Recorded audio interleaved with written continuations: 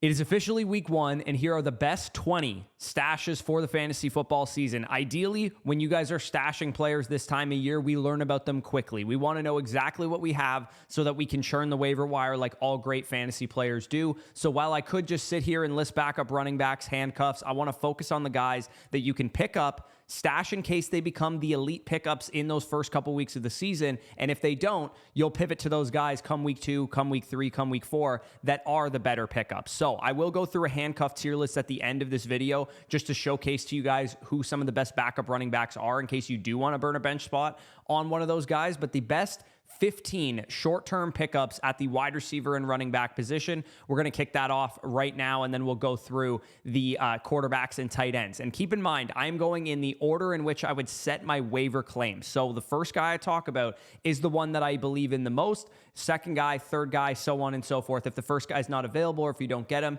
go down to the next guy in the waiver queue here. So we're going to start with the short-term stashes at running back and wide receiver that you guys need. This is 15 of them. I'm going to go in order of how I would set my waiver claims. So the first guy I talk about is the best one, and so on and so forth. If that guy's not available or if you don't get him, move on to the next guy. Let's start with the Browns backfield because we did get a report today from Mary Kay Cabot that Kayshon Judkins could be back with this team soon, but we don't know if that means he'll be suspended, on the exempt list, ready to play, whatever the case is. Dylan Sampson and Jerome Ford are two guys that must be stashed at this point in the season. The Browns do not have him under contract, Kayshon Judkins. Ford will likely start the season as the lead back because he's a veteran, and Dylan Sampson's a fourth-round rookie. But in weeks 1 to 3, Dylan Sampson could end up being one of the best waiver pickups of the entire season, so make sure that you do have him stashed. He could be this year's Bucky Irving legitimately if Kayshon Judkins gets put on the exempt list, they can't get a deal done, whatever the case is. We still do not know what's going to happen with that situation, but Sampson is explosive. He can catch passes. He carried a nice workload at the University of Tennessee, and his best prospect model comps there, you guys can see James Cook, Ronald Jones, Jeremy McNichols, and so on. So he is the absolute must-stash player over everybody in fantasy right now, and Jerome Ford, if you need some running back production, definitely a good stash as well. Number 2 mustache player, we have Christian Kirk, who I talked about in my sleeper video. Top 33 wide receiver or better in 4 of his last 5 healthy seasons with 21% target rates or higher in 4 straight seasons. Played the second most snaps of any Houston Texans wide receiver in the preseason. Jaydon Higgins and Jalen Knoll, the 2 rookie wide receivers from Iowa State, have not been overly involved ahead of Christian Kirk, and I do think that Christian Kirk early on in the season could be a high target PPR pickup early in the year. If you think of guys like Darnell Mooney, Jacoby Myers last year, players that you could pick up off of the waiver wire that gave you meaningful PPR flex production, I think Christian Kirk could end up being one of those dudes. He is highly rostered right now, but if he's available in your league, definitely go pick him up. We're staying on the Houston Texans with this one because let's say these younger backs become an option in this backfield. Nick Chubb is slated to be the starter right now while Joe Mixon is starting the season on the pup, and who knows, maybe he misses most of the season, if not the entire season. Nick Chubb has not looked great the last couple of years. He's been banged up, had a major knee injury, could definitely be washed. Dameon Pierce has been involved in the preseason, and who knows, maybe Woody Marks can carve out a big pass-catching role as well. Dameon Pierce, the last time he was, healthy and playing at his best was his rookie season where he was RB16 in expected fantasy points per game. He was absolutely brutal as a second-year player, but last year he averaged 7.3 yards per carry on just 40 attempts. And of course, they have a new offensive coordinator, Nick Caley, coming in. The offense should be a lot better, especially on the ground, because the O-line has gone through some changes, and I think the scheme should be better. Of these 2 guys, Pierce is the shot that I'm taking because I do think you will know quicker if he is going to be a major part of this backfield. If Nick Chubb takes all the carries, then you just drop Dameon Pierce and you're on your merry way. Pickup number 4 is Ollie Gordon, who absolutely must be stashed right now because Devon Achane is banged up with a calf injury. Feels like a bet against Devon Achane to pick up Ollie Gordon, re-aggravating that injury, and that makes me sad and really uncomfy as a Devon Achane bag holder right now. But Gordon was a solid prospect. 2023, he won the Doak Walker Award. Brutal 2024 college football season. We don't know exactly what happened there. It was offense, motivation, attitude, injuries. A lot of things factored into Ollie Gordon having a bad 2024 year. But going into the 2024 season, he was thought of to be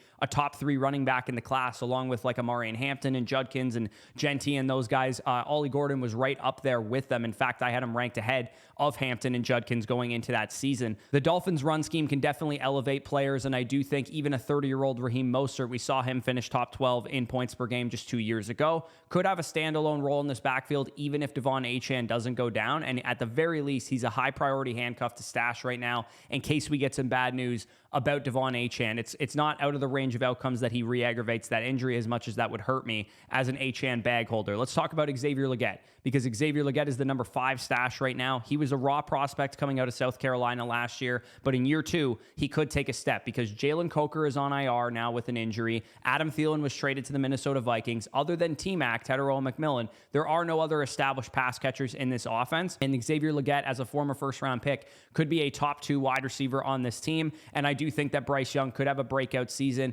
especially if he plays like he did at the end of 2024. Legette will absolutely be relevant if that's the case.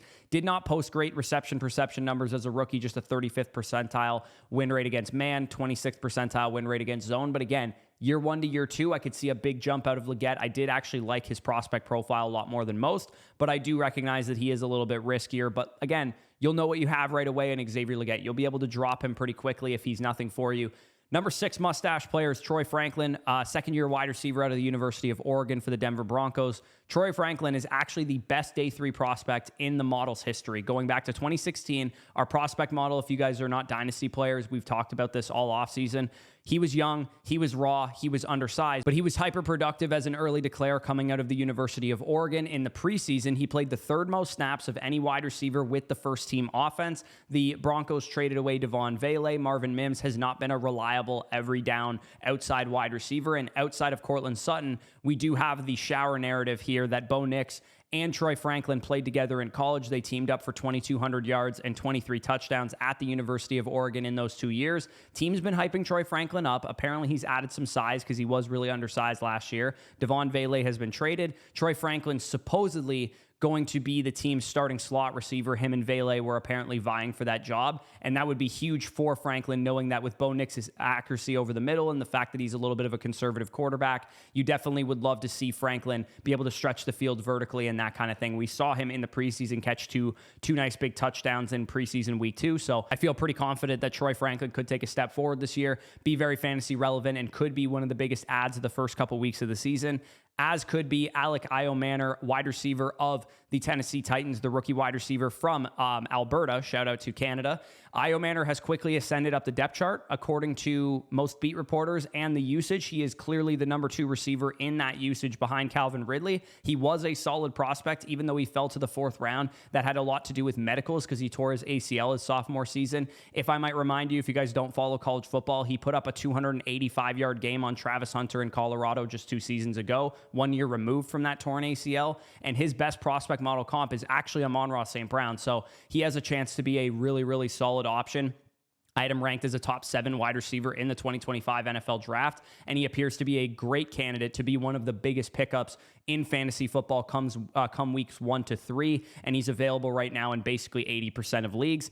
Tory Horton, wide receiver of the Seattle Seahawks. I don't want to alarm anyone, but his prospect model comp is actually Puka Nacua, which, again, I'm not going to say he's going to be the next Puka Nacua here, but he was hyper-productive at Colorado State, and in his first camp, not only did he win the number 3 job outright, he actually got Marquez Valdez-Scantling cut. He has speed, he has athleticism, he has production, and his primary competition for targets outside of Jackson Smith and Jigba, who's obviously great, is a washed-up Cooper Kupp. Mustache player number 9, we have Adam Thielen, now of the Minnesota Vikings. Again, pretty simple explanation here. Jordan Addison is suspended for the first 3 games of the season. Adam Thielen could be a productive flex for you, especially if you guys drafted like Rashee Rice or Jordan Addison himself, or Brandon Ayuk, somebody that you needed to stash on your IR or stash away on your bench. I think Adam Thielen could be a reasonable flex for the first couple weeks of the season. Maybe after weeks 1 to 3, when Jordan Addison is coming back, you can flip Adam Thielen in a tier up type of trade with some of your league mates that are not paying attention to the fact that Addison was suspended, and that's why Thielen could be productive.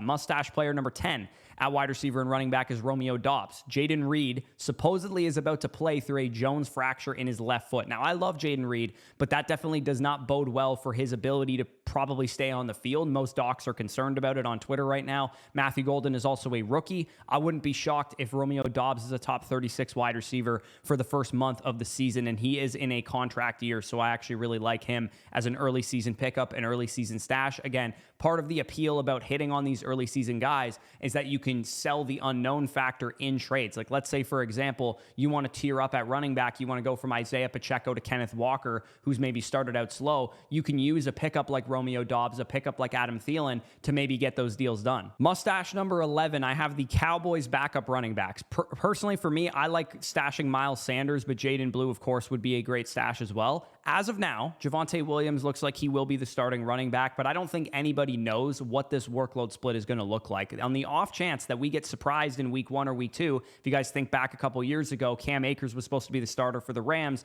and then Kyron Williams took over that job. Sometimes that happens at the beginning of the season. The definition of you'll know what you'll have in week 1 is the Cowboys backfield, because I think that week 1 usage, that week 2 usage will tell you everything you need to know about if you should hold Miles Sanders or if you should hold Jaydon Blue. If Javonte Williams is taking all the touches, all the snaps, then you probably just drop those guys and be on your merry way. But on the off chance that Miles Sanders is actually the lead back or the lead ball carrier because he's been banged up throughout camp, I do think he is a great stash because he has been the most productive of the running backs in this backfield in his career. Pickup number 12 is Adonai Mitchell of the Indianapolis Colts. He was among the league leaders in separation last year. We'll see how involved he is target-wise, route-wise in the offense the first week or 2 of the season, because last year Adonai Mitchell was wide receiver 4 on the depth chart, behind Michael Pittman, Josh Downs, and mainly Alec Pierce on the outside. With Daniel Jones throwing the football this year, I do believe that somebody can be really valuable in this offense. It'll probably be Downs, Warren, or Pittman, but I do think this is a perfect stash. Drop after week 1 if he plays 35% of the snaps. He is a good wide receiver to stash, though, in case the Colts suffer some injuries at that position, because I do think he can be a big waiver addition as a result of that. Number 13, I have Malik Washington of the Miami Dolphins. He looked great in the preseason. Tyreek has been a knucklehead all offseason. And without Jonnu Smith in this offense and Darren Waller's there to kind of replace him, I could see Malik Washington be the guy that takes over the Jonnu Smith role of running the drag routes, getting the design touches. I loved Washington in the draft last year coming out of Virginia. I saw him break ankles and create separation, and he was doing that in the preseason so far. So I do think he's a decent pickup as well. Mustache number 14, I have the 2 Raiders wide receivers, Jack Bech and Donte Thornton Jr. Jack Bech was the much better prospect of the 2 of these guys, but it appears his role is to sit behind Jacoby Myers and be a long-term solution at that slot kind of move the chains type of wide receiver position, whereas Donte Thornton has gotten buzz because he's a 4.3 speed guy. He can stretch the defense. He can stretch the field. I prefer to hold Bech long-term, but in the short term, Donte Thornton is probably the better option because he's probably going to start right away, and I'd imagine he's the one that becomes the higher waiver pickup early in the season because he catches a long touchdown or something like that. So definitely keep an eye on those 2 Raiders wide receivers. And then closing out the short-term pickups at wide receiver and running back, I have Kayshon Boutte of the New England Patriots. Now, this one might be a shock to some people, but Boutte has been a starting wide receiver for the Patriots in 3 wide receiver sets and probably in 2 wide receiver sets as well all offseason. Kyle Williams, the rookie 3rd rounder from Washington State, has not been able to beat this guy out in camp. Boutte was a great athlete. He was a good prospect at some points in time. Sounds like there was some attitude issues, some knuckleheadedness that was a problem for him at LSU in his early time in the NFL, but he has fended off 3rd-round rookie Kyle Williams this entire offseason, and that could mean one of 2 things. Either 1, Kyle Williams isn't that good, or maybe he just isn't ready to play right away, or 2, it could mean that Kayshon Boutte is actually just good, and he could end up being a value this year, and he's recaptured that freshman and sophomore year form from LSU that got all Devy folks excited about Kayshon Boutte. He is only 23 years old. He is the same age as Emeka Egbuka, Trey Harris, Jaden Higgins, and Kyle Williams, the aforementioned receiver in his core. He could end up being a very good value this year because he looked decent in spurts, and we all believe in Drake May, at least on this channel. So I do not mind him as a late round kind of dart throw if you guys haven't drafted yet, or just a late stash at the end of your bench. You'll see what you have with him in week 1. Let's talk about some tight ends and quarterbacks, and then I'll get into the handcuff tier list here. Mason Taylor, rookie tight end for the New York Jets, and Terrence Ferguson, rookie tight end for the Los Angeles Rams. Both of these guys were really solid prospects, both of them early 2nd-round picks.